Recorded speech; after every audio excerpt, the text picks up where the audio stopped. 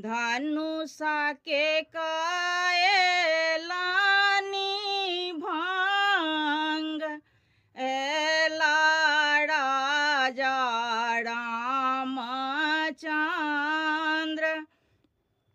धनुषा के कायलानी भांग ले